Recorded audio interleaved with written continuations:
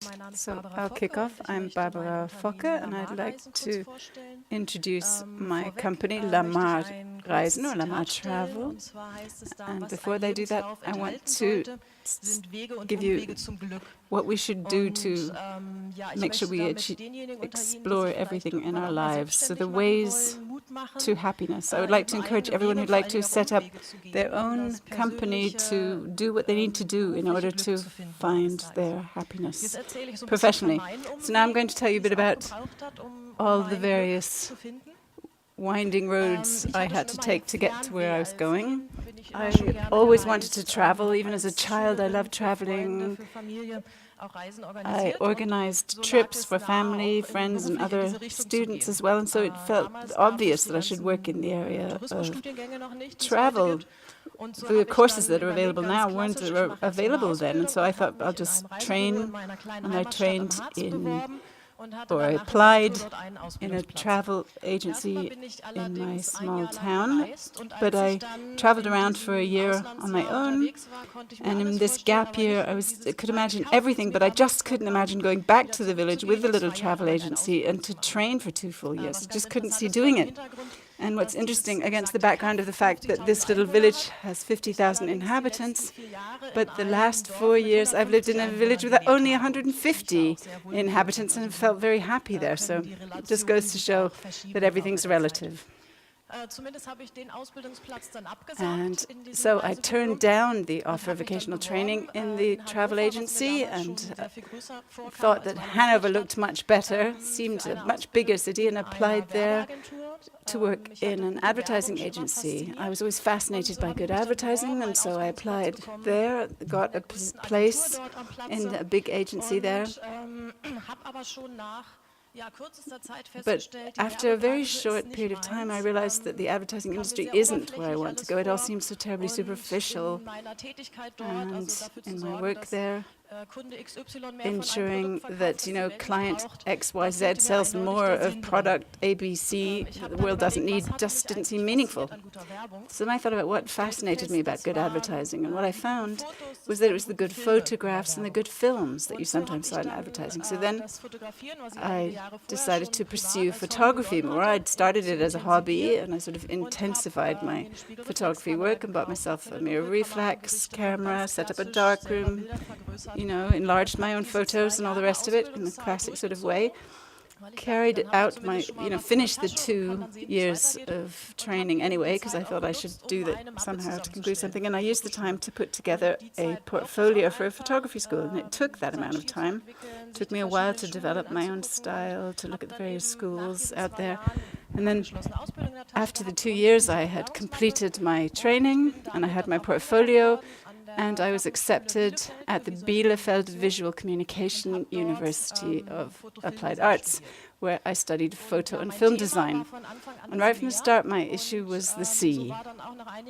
And I wrote my dissertation as well. Well, it was a Super 8 film then about the sea, very experimental, just like all the work I did in that course. So essentially, I could do what I like, and I did all sorts of creative things, but I didn't feel that that was where I wanted to go professionally, and I didn't want to be a photographer or go to the world of film or TV. So I had to, once again, ask the question of what I really wanted to do. And then I thought, I've spent such a lot of my life filming the sea and looking at the sea. I want to go to the sea and not just go there and take a few photos, but actually really experience the sea, really feel the sea. And to try to find my calling there and a profession as well. And 1 year before, in writing my dissertation, I'd been to the Azores, where I took part in one of the whale projects and took a lot of photographs there. And that's where I discovered my passion for whales. And essentially, after this, I had an interview where the person interviewing me said, so for 4 years you just had fun, essentially. That's what it seems to be the case on your CV, because I'd basically gone along to so many dolphin and whale projects They took me along. I worked as an assistant on the ship, took lots of photos and films, and got to know the best projects in Europe, in Scotland, in Iceland, Spain, Portugal, etc., all quite low budget because I had to pay for the flights myself. And so I couldn't go to New Zealand or South America or anywhere else. But what I found is that you don't have to go that far because you can see dolphins and whales on our doorstep, at least in the Mediterranean anyway. And that's how I became familiar with all these different projects. I volunteered in Hamburg, where I kept coming back to a city. I worked with a marine conservation project called Deep Wave, where I got some insight into the NGO work in this area. And what I found is that I really do enjoy working in the area of marine animal preservation.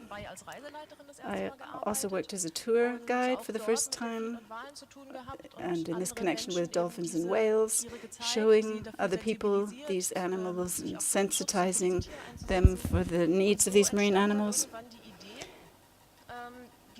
And that's where the idea suddenly came to me that I had all these contacts over the years and I could bring them together and create a tour agency or a travel agency that would make it possible to have other people experience these marine mammals the way I've experienced them over the years, not in an aquarium, not behind glass, and then to be supporting these partners as well who have, guests helping them on board, but they also support their projects too, in terms of some of the money they're paying for the trip. And that was the idea, the philosophy of LaMar Travel, that the sum of the price of the trip always goes to a dolphin and whale conservation or general marine conservation project. LaMar is a name that came up when I was looking for a nice name for my new company. I read The Old Man and the Sea, Hemingway, and found the explanation there that the sea is el mar in Spanish, but that everyone who works closely with the sea, fishermen and sailors, talk about LaMar, so it becomes feminine, and that expresses their love of the sea. And when I read that, I thought that would be the perfect ideal name for an agency that focuses on people who love the sea, or people who want to experience marine mammals, or are looking for a beautiful hotel at the seaside, who want to experience the dolce vita at the Mediterranean, etc.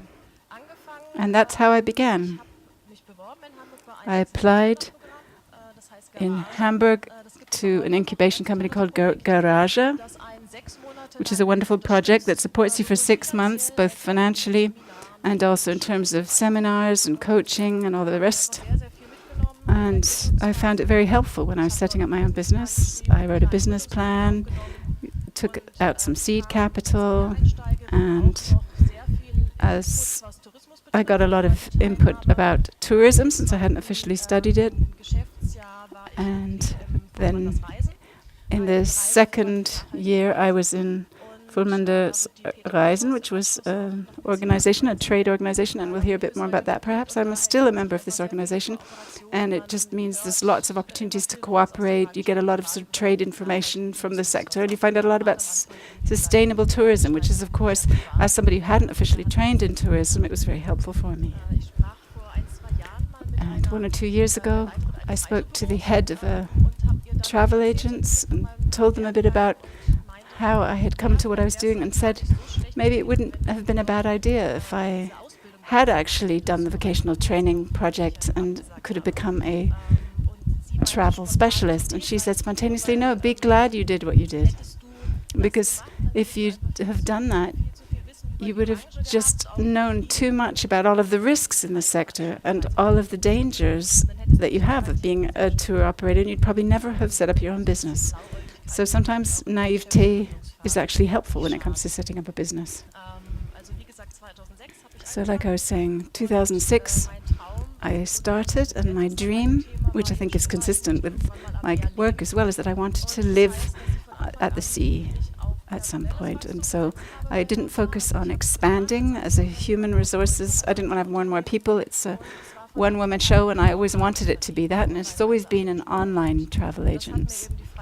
And that gave me the freedom that I needed in 2009 to pack up all my belongings and my agency, i.e. my laptop, and to move to Italy.